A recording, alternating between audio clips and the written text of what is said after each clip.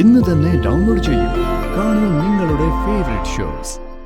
ഇവിടുത്തെ അവസ്ഥയൊന്ന് പറഞ്ഞു മനസ്സിലാക്കിയിട്ട് എന്തായാലും ഒന്ന് വരാൻ പറയേ. ഇത് മാറ്റിയല്ലേ പറ്റൂ നമുക്ക്.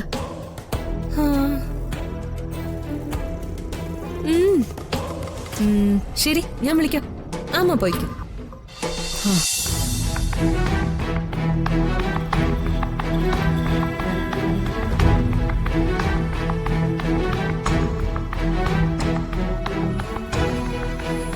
മോളെ, മോളുടെ നന്മയെ കരുതിയാ പറയുന്നേ. ഇതിന്ന് നമുക്ക് മാറിയേ പറ്റൂ.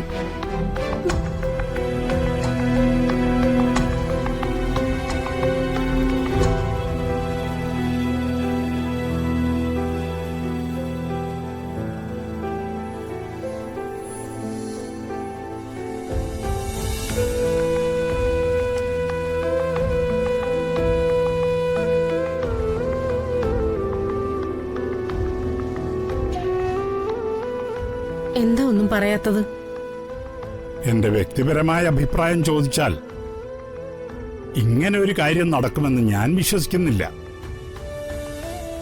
പ്രിയങ്ക മരിച്ചു എന്നത് സത്യമാണ്. പക്ഷെ രാധികയുടെ ശരീരത്തിൽ പ്രിയങ്കയുടെ ആത്മാവുണ്ടെന്നൊക്കെ പറയുമ്പോ കണ്ണി കണ്ടത് സത്യമല്ലേ? അങ്ങനെയല്ലല്ലോ. കണ്ണിൽ കണ്ടത് മുഴുവൻ സത്യമാണെന്ന് വിശ്വസിക്കുന്നു. ഞാൻ ചിന്തിക്കുന്നത് നമ്മുടെ കുടുംബത്തിന് വേണ്ടിയല്ലേ. എല്ലാവരും വളരെ പ്രയാസത്തിലാ. അരുതാത്ത എന്തെങ്കിലും സംഭവിച്ചു കഴിഞ്ഞിട്ട് പിന്നെ നമ്മൾ പരസ്പരം പറഞ്ഞിട്ട് കാര്യമില്ലല്ലോ. വലിയ മന്ത്രവാദം നടത്തണമെന്നൊന്നും അല്ലല്ലോ. കുടുംബത്തിനൊരു ശുദ്ധി പൂജ. എന്തെങ്കിലും ദോഷങ്ങളുണ്ടെങ്കിൽ അത് അകന്നു പോകാൻ മാത്രം. അതിനെന്തിനാ തടസ്സം പറയുന്നത്? ആര് തടസ്സം പറയുന്നു? അല്ല, ഇങ്ങനെ ഒരു പൂജയുടെ കാര്യം അമ്മയോട് പറഞ്ഞാൽ അമ്മ അത് അംഗീകരിക്കൂ? വരുണിന്റെ രാധികയുടെ നിലപാട് എന്തായിരിക്കും? അതൊക്കെ ഞാൻ പറഞ്ഞ് സമ്മതിപ്പിച്ചോളാം. കുടുംബത്തിന്റെ സമാധാനമാണ് പ്രധാനം. പൂജകളും ഹോമങ്ങളും ഒക്കെ വിശ്വാസികളായ മനുഷ്യരുടെ ആത്മവിശ്വാസം കൂട്ടുന്ന കാര്യങ്ങളാണ്. ഇപ്പൊ ഈ കാണുന്ന കാര്യങ്ങളൊക്കെ തെറ്റായ ചിന്തകൾ മാത്രമാണെങ്കിൽ ആ ചിന്തകളൊക്കെ പോയി കിട്ടുമല്ലോ. പൂജയാവാം, അതിന് വൈകിക്കുകയും വേണ്ട. സമാധാനായി. കുടുംബം പതുക്കെ പഴയ നിലയിലേക്ക് വരികയാണെന്ന് സമാധാനിക്കായിരുന്നു. അപ്പോഴാ ഈ പൂജയുടെ കാര്യം വരുന്നത്. സമയമാവട്ടെ, എല്ലാരും ഞാൻ പറഞ്ഞ് സമാധാനിപ്പിച്ചോളാം.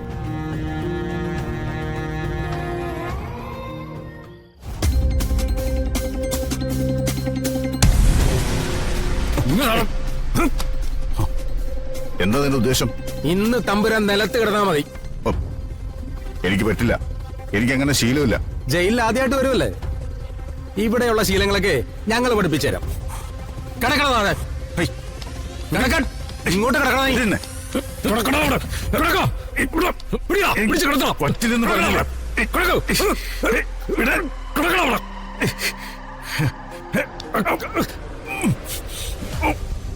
ശബ്ദം പുറത്ത് കേട്ടുപോകരുത്. നിനക്ക് നിലത്ത് കിടക്കുന്നത് എങ്ങനെയാന്ന് അറിയില്ലല്ലോടാ. ഞങ്ങള് പഠിപ്പിച്ചു തരാടാ.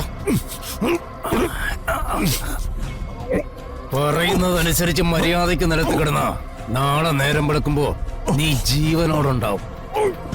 അല്ലെങ്കിൽ കൊല്ലുന്നില്ല കേട്ടോടാ.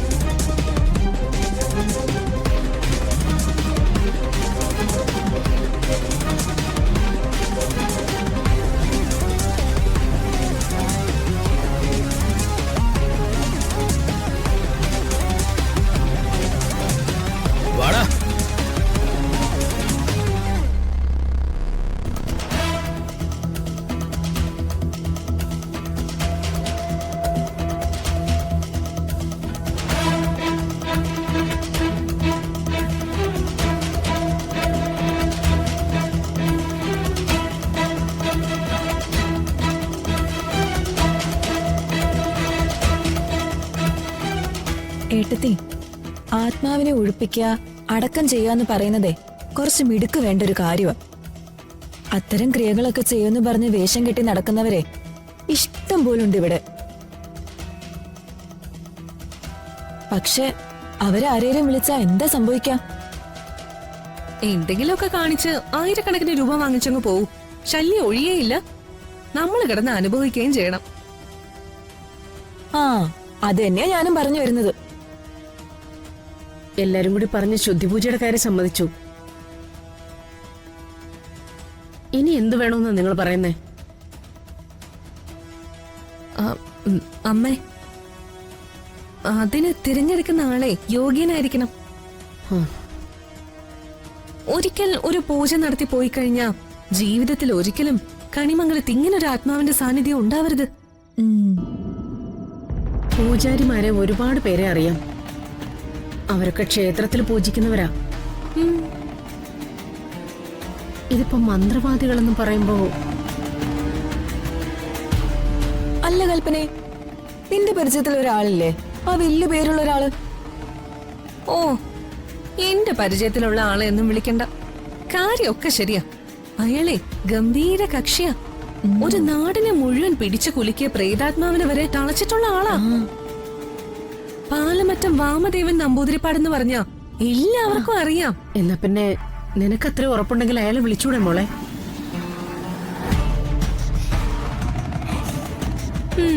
അയ്യോ വേണ്ട അമ്മേ.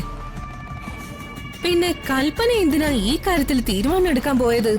കൽപ്പനയാണോ ഇവിടുത്തെ കാര്യങ്ങൾ തീരുമാനിക്കുന്നതെന്നൊക്കെ ചോദിച്ചോണ്ട് വരില്ലേ? പിന്നെ ഞാൻ എന്തിനാ വെറുതെ ഓരോന്നേരന്ന് വാങ്ങുന്നേ?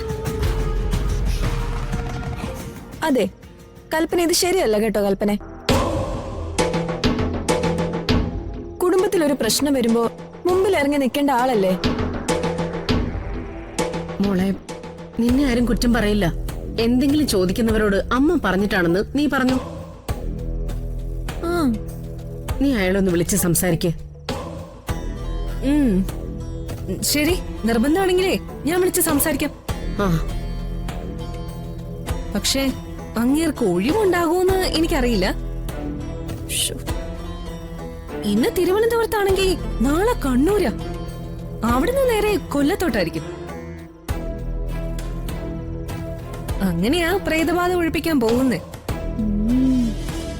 ഇവിടുത്തെ അവസ്ഥയൊന്ന് പറഞ്ഞു മനസ്സിലാക്കിയിട്ട് എന്തായാലും ഒന്ന് വരാൻ പറയേ. ഇത് മാറ്റിയല്ലേ പറ്റൂ നമുക്ക്.